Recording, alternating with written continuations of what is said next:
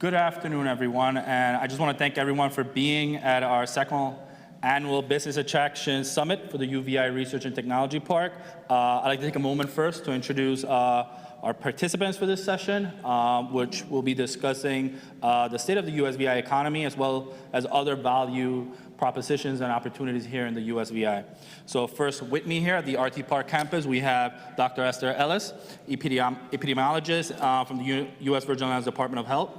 We also have Darrell Wade, CIO, Senior Vice President of the Virgin Islands Next Generation Network, more commonly known as VINGN. With me virtually, we have Nikki DeLone, producer of NBC Universal, works on a little show called Chicago Med. And as well, last but not least, Dr. Mark Wenner, economist and professor at the University of the Virgin Islands. Dr. Wenner, I'll kick it off to you first, as I know you have a presentation that you'll sort of table set for us. In the virtual world. My name is Mark Wenner, and I'm very proud to be here with you this afternoon. And I'm tasked with trying to give you a very brief overview of the state of the Virgin Islands economy, which I will try to do in 12 minutes. So we can have plenty of time for the inputs of others and for, most importantly, for questions and answers. So basically, I will divide the presentation into 5 areas: background, current economic developments, review the main drivers of the economy, economic opportunities and challenges that the territory is facing, and a sort of a thumbnail outlook looking in over the next year to 18 months. For those who are not familiar with the territory, the U.S. Virgin Islands is an unincorporated territory of the United States that has approximately 133 miles. Our population, as per the U.S. Census of 2020, is a little over 87,000.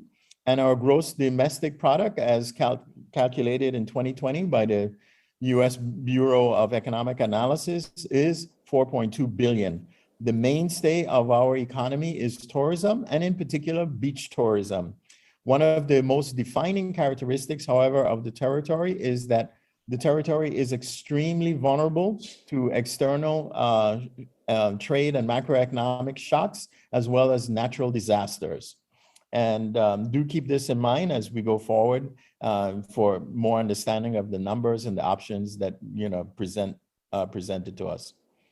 In terms of the current development, the big news has been the COVID pandemic. The U.S. Virgin Islands experienced a sharp drop in tourism arrivals as a result of the pandemic. And after March of 2020, the cruise ship arrivals went to zero as the entire industry suspended operations for a little over a year. The stayover or air arrivals also dropped significantly. However, beginning approximately in November of 2020, air arrivals started to recover. And since then, there's really been a boomlet in stayover tourism in the Virgin Islands, and the territory compared to other Caribbean destinations has outperformed the rest and done very well. The boomlet in stayover tourists is due to a combination of factors. The most important ones is that we were able to maintain high air connectivity.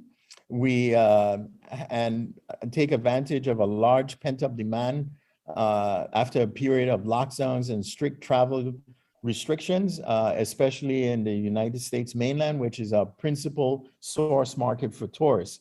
Also, compared to other Caribbean destinations, we had laxer COVID requirements. Other places, for example, had a combination of not only COVID negative tests, but also quarantining and tracking devices. So our protocol was largely based on a digital screening portal for COVID negative tests and enforcing masking and social distancing requirements once on the island.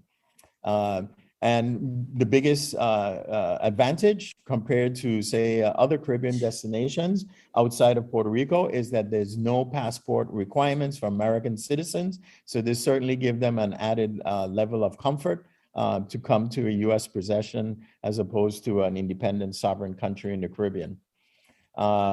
And in addition to this tourism upsurge or recovery, there's been large sums of disaster recovery and stimulus funds that are being dispersed. So infrastructure is being repaired, and the COVID relief monies greatly helped in maintaining consumption spending, keeping small businesses operating, and alleviating poverty.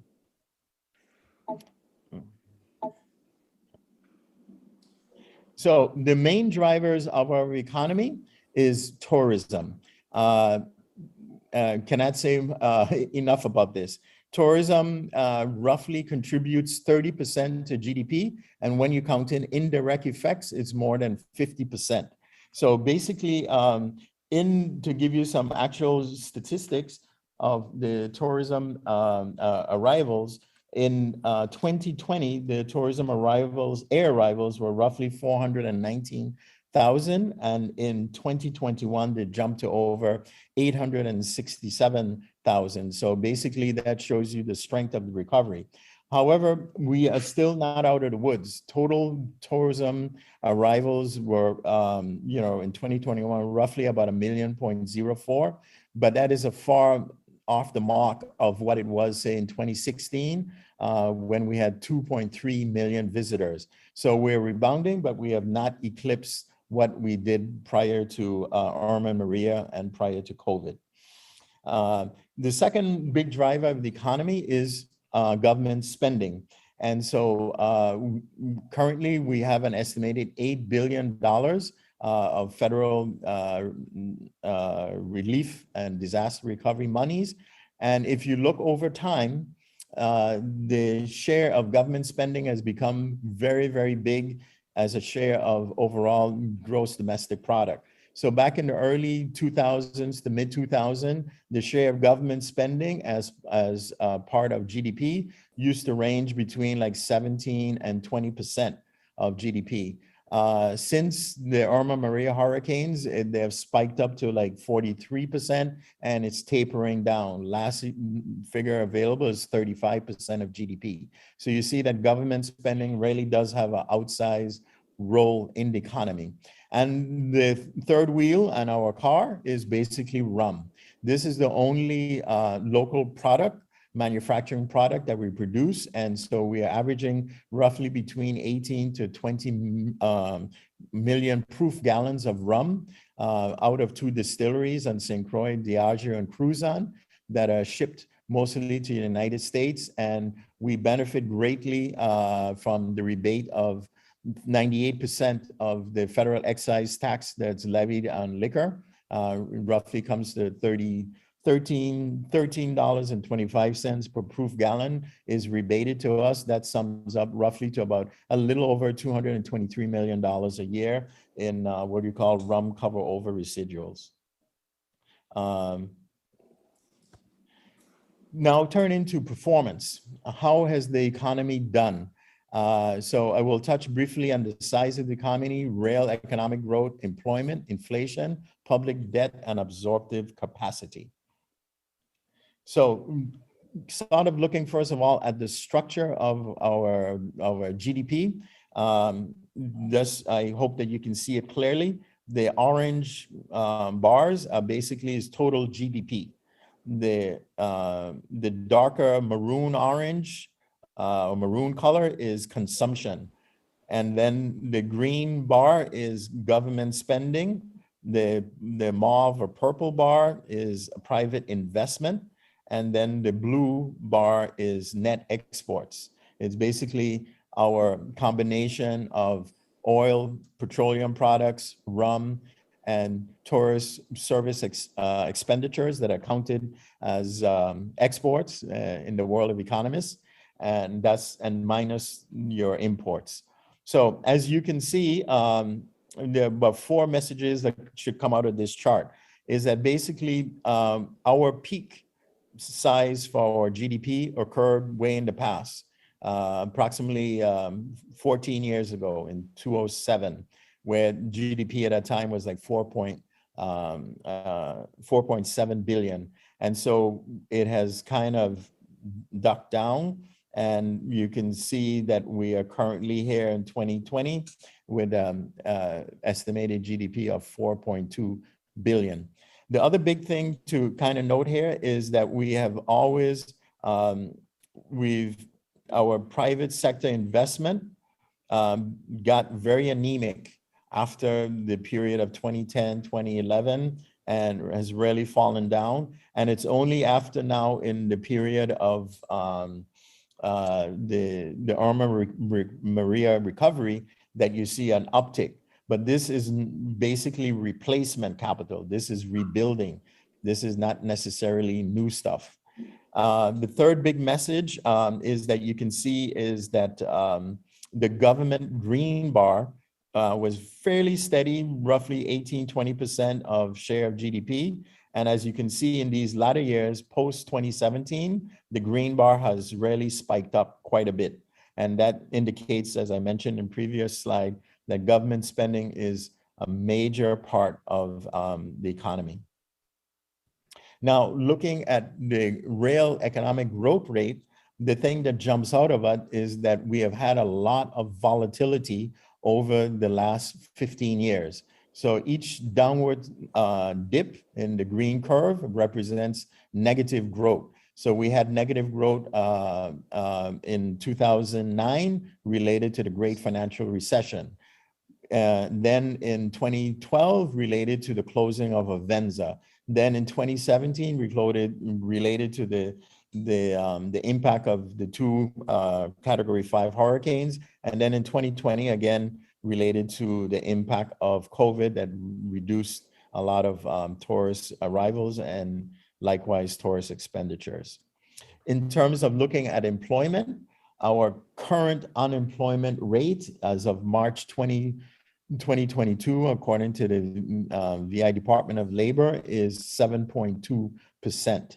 So unemployment is improving during the COVID, like I think it was like April or May of 2020, we had a big spike in unemployment and we spiked up to like 13.9% unemployment.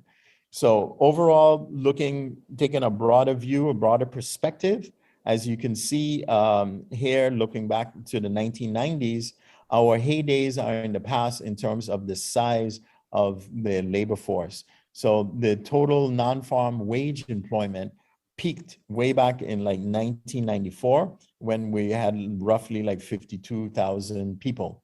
Now we are, and you can see these big hits, they tend to always, the big dips tend to coincide or be correlated to external shocks. So you can see this big dip here after 2011, that's Avenza, the big dip after 2017, that's Irma Maria.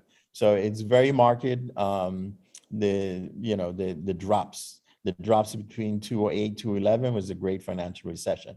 The good news is that since with the pandemic, we had dropped down to roughly 33,000 in the civilian workforce, employed workforce, and now we are back roughly to like 30,000. So there's a little bit of stability in this period, but if you look over time, declining population, declining labor force, negative secular trend in employment. Looking at the debt picture, the U.S. Virgin Islands, as per the 2018 audited financial statements, is basically in hot 2.7 billion. That is approximately 69% share of GDP. However, what is very high is the per capita debt load, which turns out to be 31,000 per person.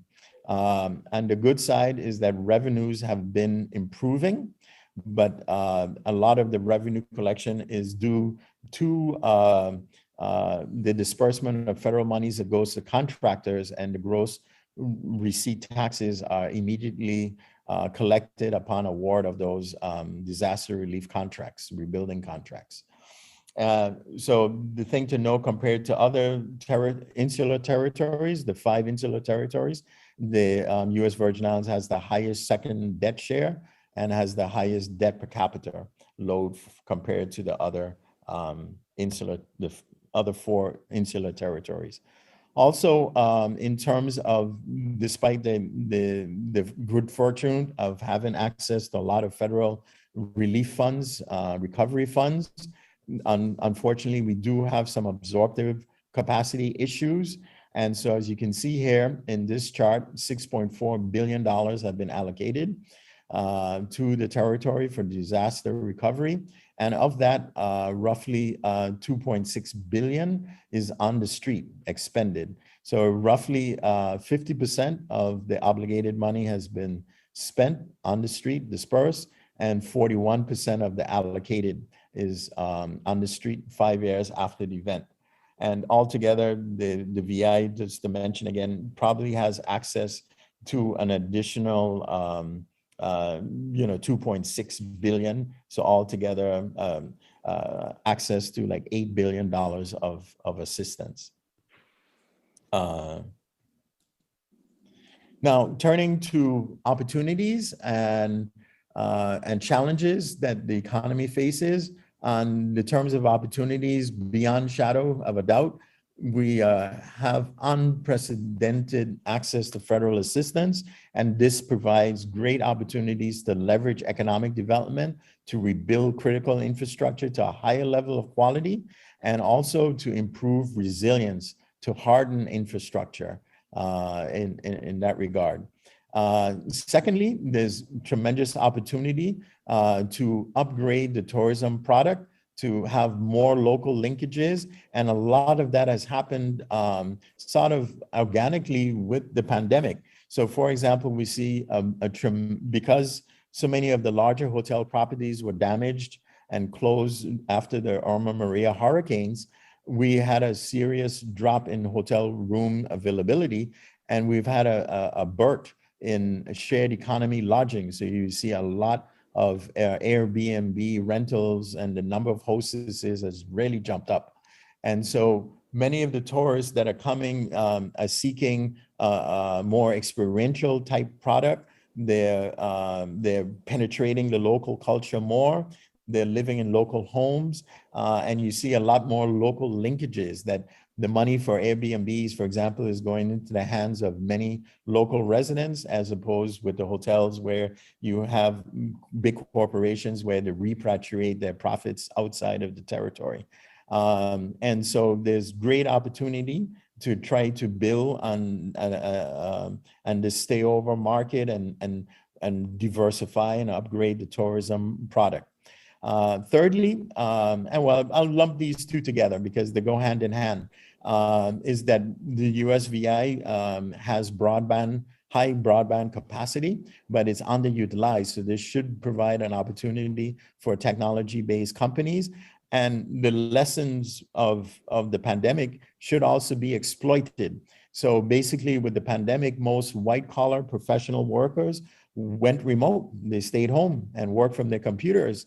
And so virtual work really took off. So where virtual work prior to the pandemic was like 5% of the whole workforce, it jumped up to 30, 35, 39% of the US workforce. And what is most telling is that now that the pandemic is subsiding, is that many people like to stay at home. They like virtual work.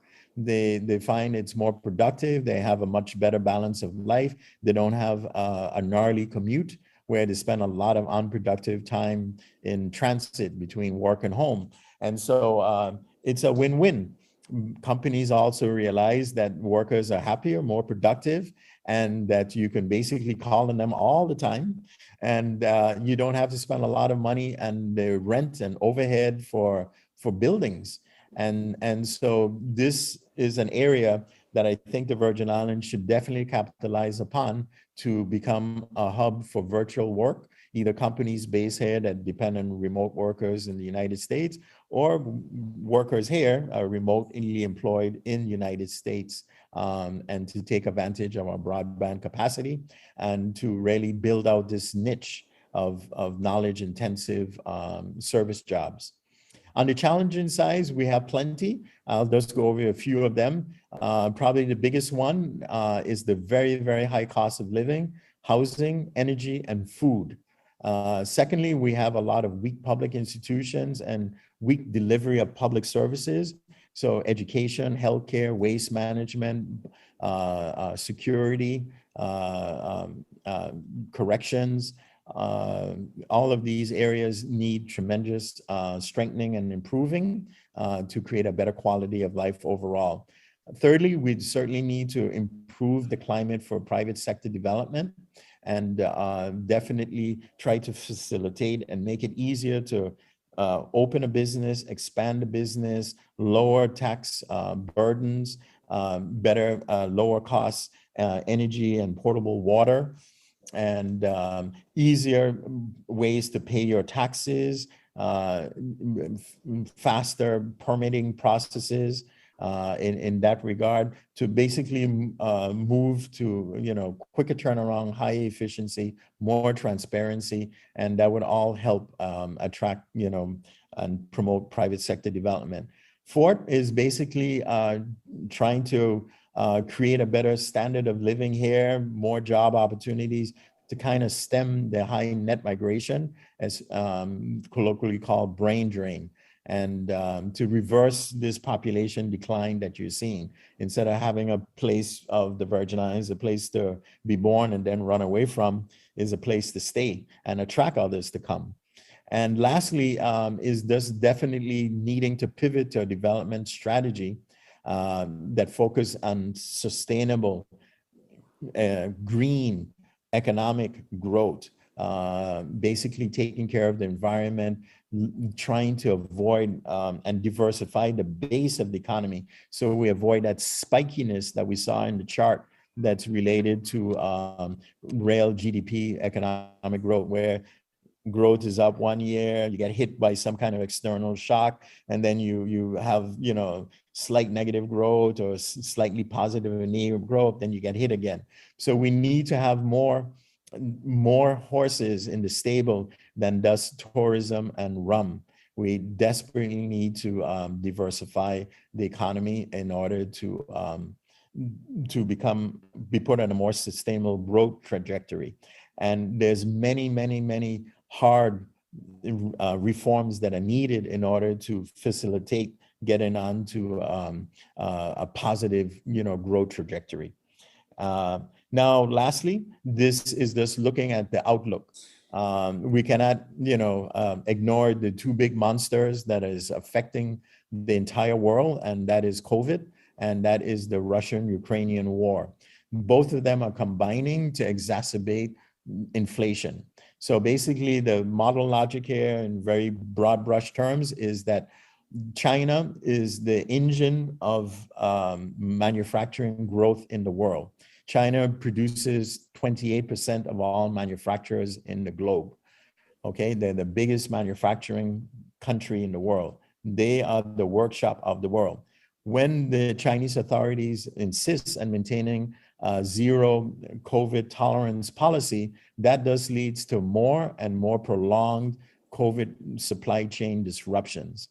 And so the supply chain disruptions does feed inflation, shortages, and end up in lower economic growth. The Russian-Ukrainian war now seems to be is going to become a protracted affair. And that again is now adding more pressure to the system, is fueling more inflation, particularly in the food and energy sectors. And then lastly, we do have the good and bad that was related to the massive amount of stimulus spending that was engaged in around the world. Trillions of dollars were injected by many governments around the world into the economy to try to keep up, to keep consumption levels up and prevent, collapse into depression in that regard. So the good part, it did have a good beneficial welfare impact. The bad part, it has bad monetary consequences. So fast expansion in the money supply invariably has led to inflation. The monetary authorities has been kind of late to detect this and clamp down on it. So the fear now is that the monetary authorities may have to jam their foot on the brakes extra hard, and that may tip the economies into recession. The U.S. Virgin Islands, as a net importer, is the little caboose on the train. they import inflation from the outside. We are very, very dependent. The only thing we produce locally is rum and a few, horticultural products or fish products. But we are probably, 97, 98% import dependent.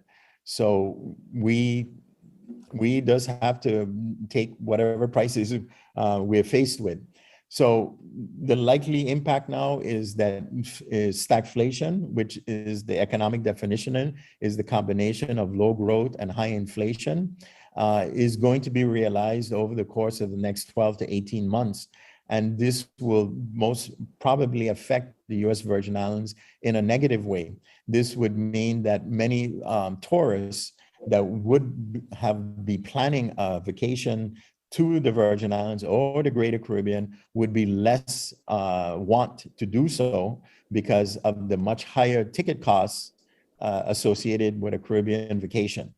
So many of the mainland Americans that would be thinking of coming to the Virgin Islands would probably substitute it for a driving vacation somewhere in that regard. The second big negative would be if stagflation is realized, that there's likely to be less private sector development in the territory, less productivity, more poverty.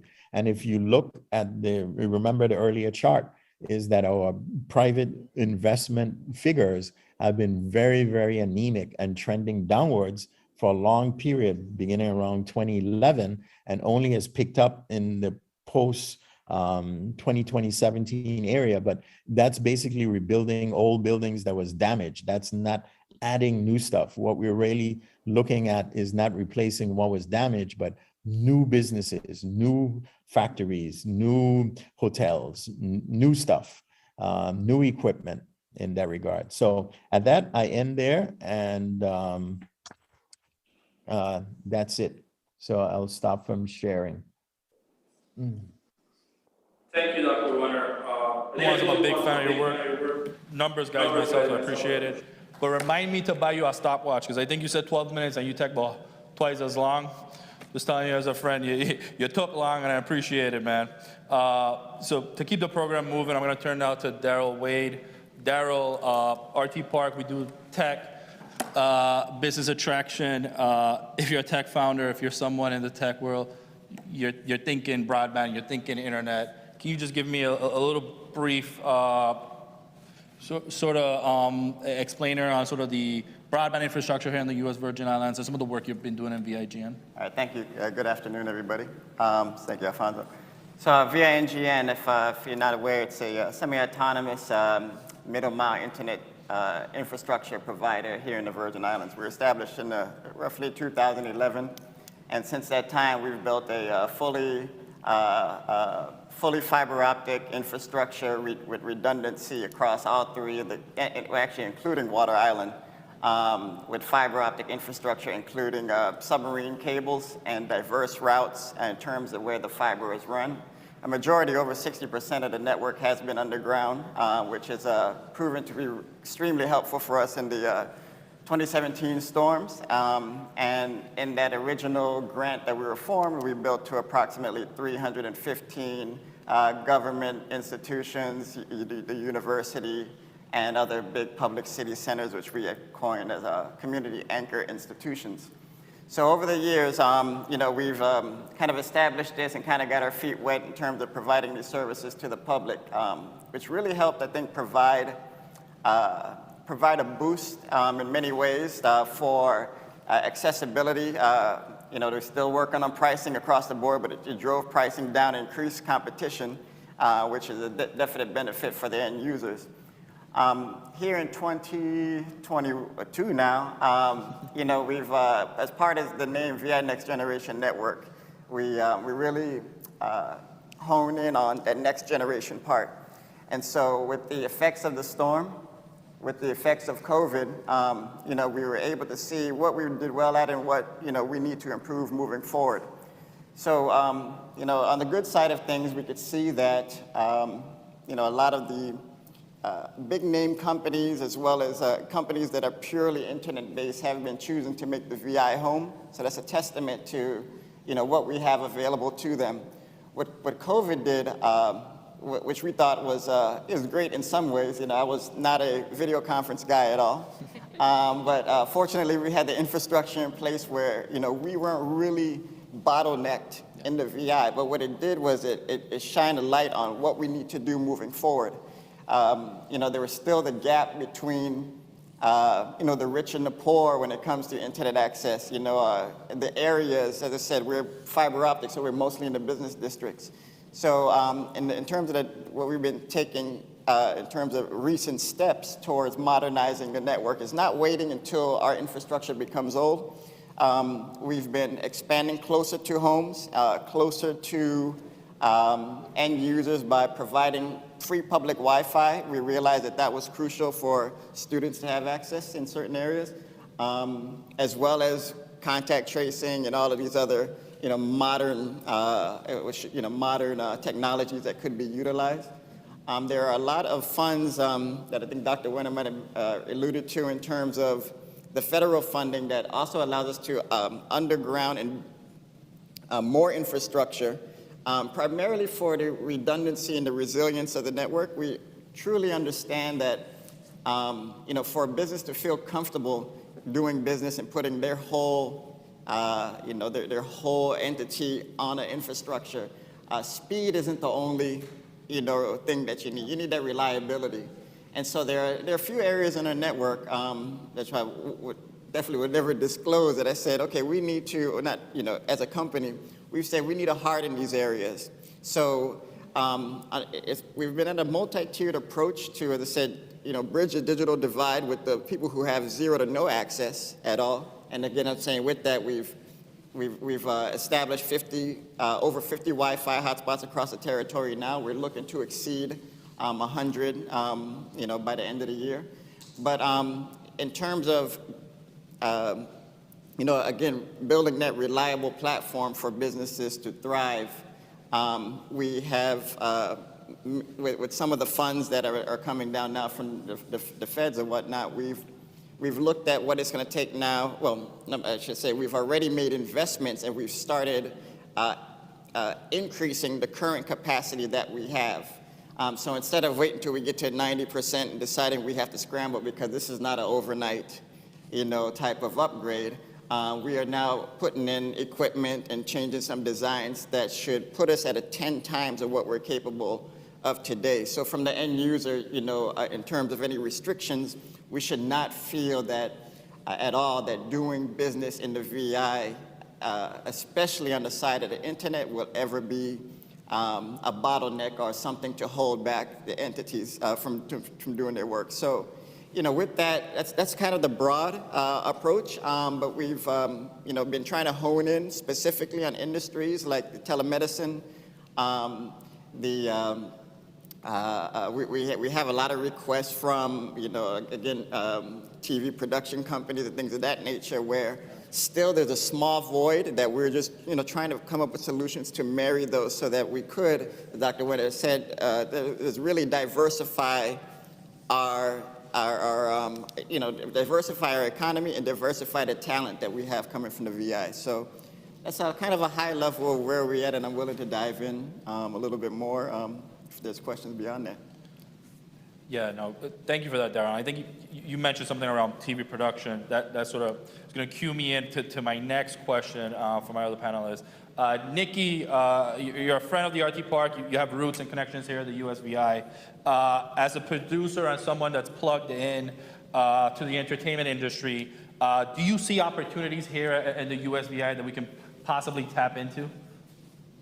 I definitely do. I mean, there's no reason it's such a beautiful location to film, and Hawaii and other tropical places have had so much success getting the television industry to shoot there.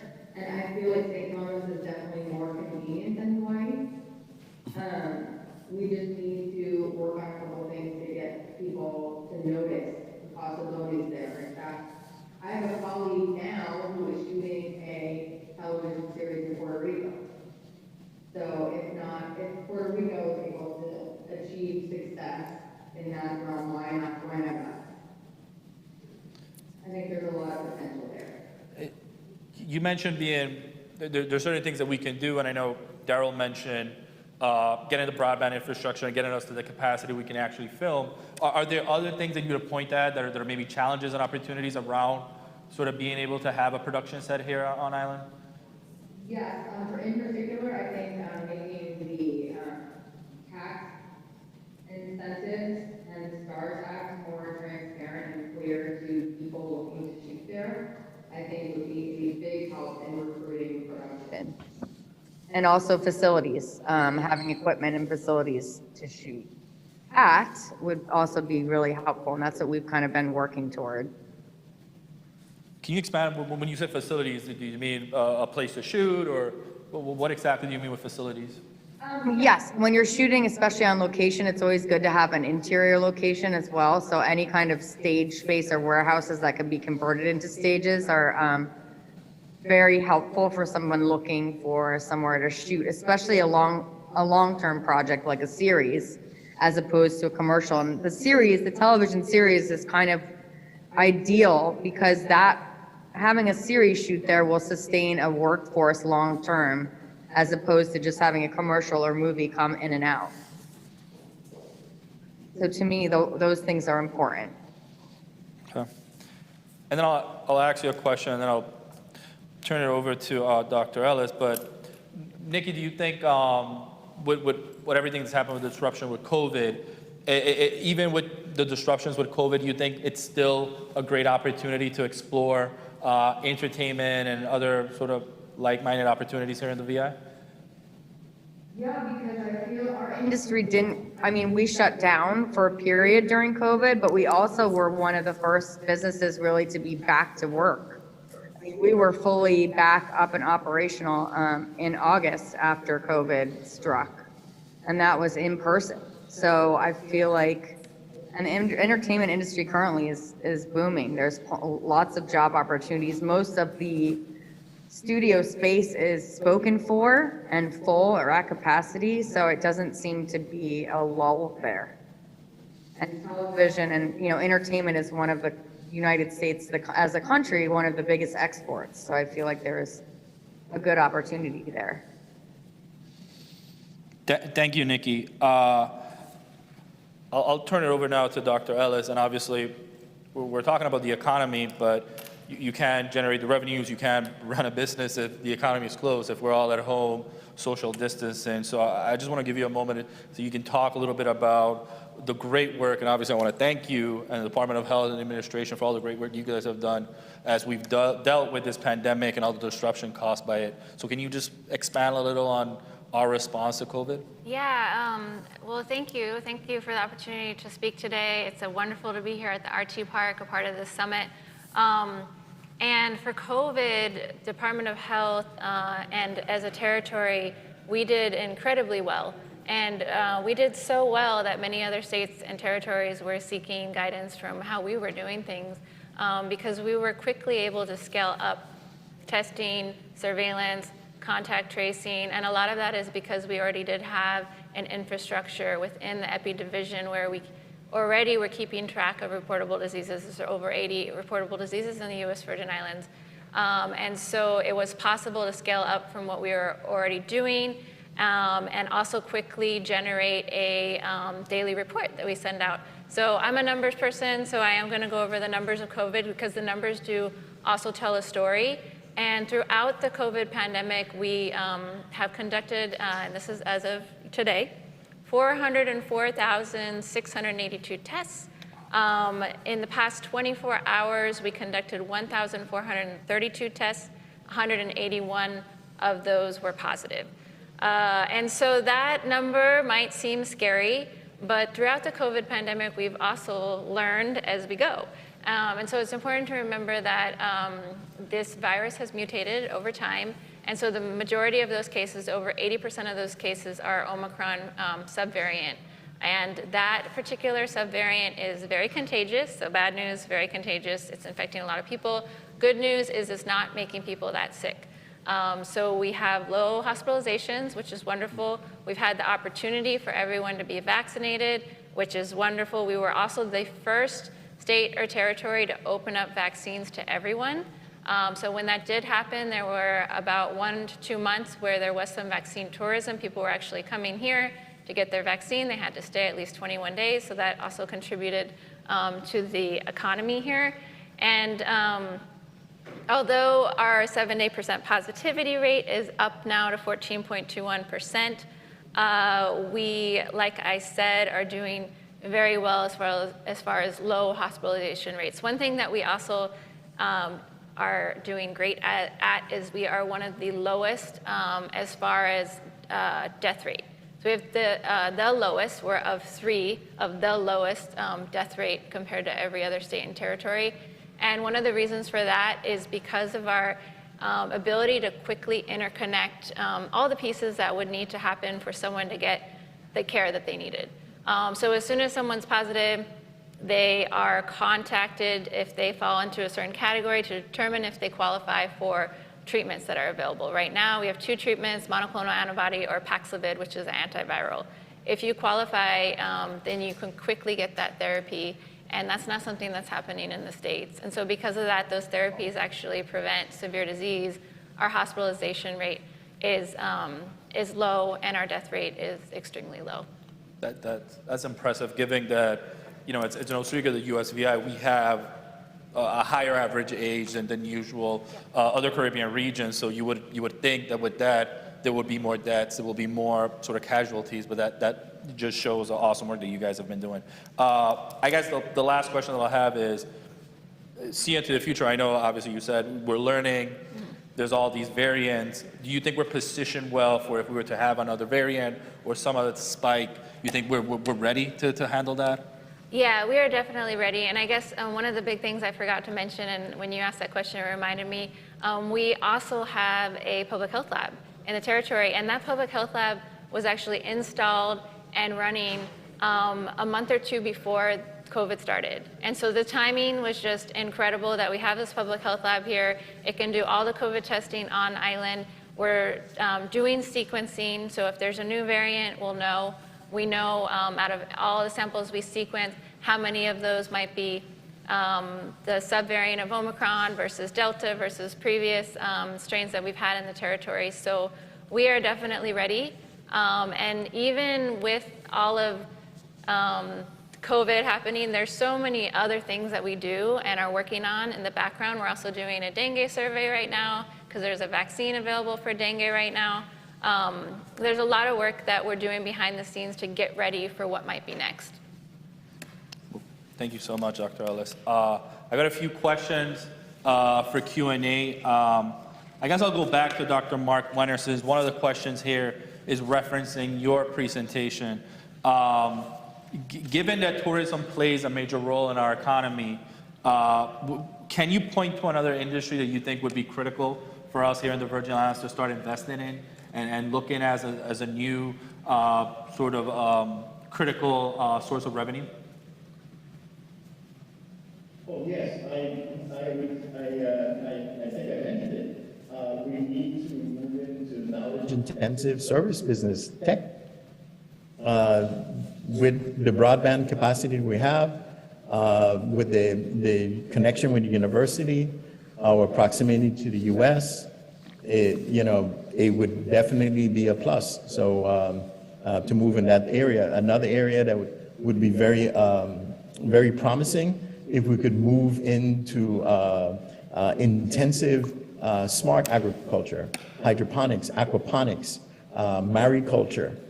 In that regard, use the sea marine resources, and we are not blessed with a lot of land and with high rainfall, so we probably have to use water conserving, land-based technology, vertical farms, hydroponics, aquaponics. That would be, and a third area that definitely needs to be exploited is the orange economy, the creative economy.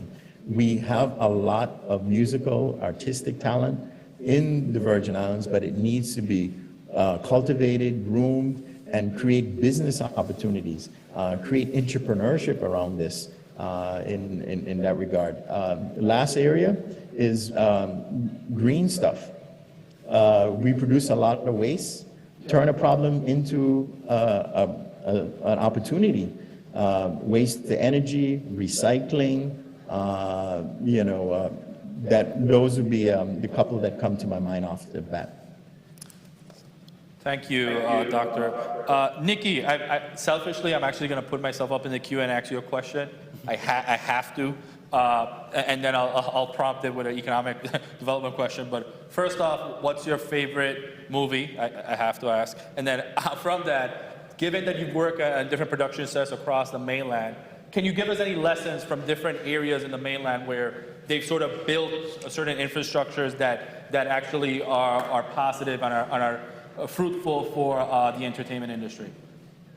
The movie question first, though. The movie question first. Well, God, that's so hard to answer. There's so many good ones. But I know I always loved Shawshank Redemption. Part of that was shot on in the USVI, correct?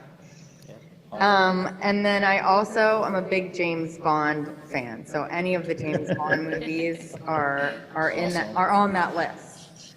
But I am currently in Atlanta. I'm based in Atlanta these days after living in LA for quite some time. And I think Georgia has done a really good job with recruiting the entertainment industry. For two reasons. The tax credit that they've implemented and also being able to train a workforce. Really, they call it, I don't know if you've heard the term, but they call it Yollywood now because it's the new Hollywood, but it's very busy here. And I think that's twofold, the training and having a stable workforce, and also the sustainability of the tax credit has really had people coming in droves. So that's been, and also the facilities. They've built a lot of stages here. A lot of private investors have invested money to build sound stages here, and I think that's also helped a great deal. And most of them are busy, so they continue to expand. So I think Georgia's been a big success story as far as the entertainment industry goes.